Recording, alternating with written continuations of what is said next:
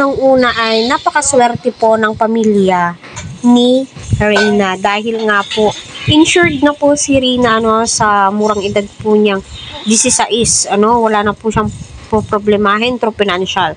Noon ay napakalaki din po yung ibinigay sa lahat po na likom ni Reyna na pera ay naka-time deposit po ito para kapag nasa husto na po siyang edad ay pwede na po niyan ito i-withdraw. So napakaswerte nga po ni Reyna sa kanyang sponsor na nasa ibang bansa, 1 milyon, at anytime pwede po magpa-check up si Reyna sa St. Luke's, at saka pwede din po mag-tour si Reyna. Example, pupunta po sila Kalinga Prab sa Hong Kong, pwede na po itong si Reyna kasi nga po may pera po siya binigyan po siya ng kanyang big time sponsor. So napakabuti nga po ng mga sponsor na ganito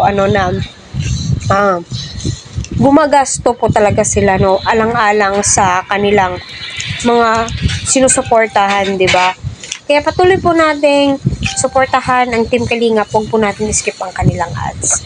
Sa usaping Lolo Nestor naman po, yes, nasabi nga po iyon ni Kalinga Prab sa kanya, nakalimutan na po yung mga naging issue between Kalinga Prab at sa kanya, kasi yung hangarin po ng Kalingap dito is mapagaling si Reyna, matulungan si Reyna through financial, at kita naman po natin walang dapat pagsisihan kasi napakaraming blessings ang dumarating nga po kay Reyna. So tama po yung naging desisyon ni Nanay Melanie kung saan niya pinaalaga si Reyna, di ba? At kay Tatay Nestor, yes, tama din po Tatay Nestor, kailangan po natin magpatawad. Alam naman po natin, ginagawa lamang po ng Team Kalingap ang kanilang obligasyon.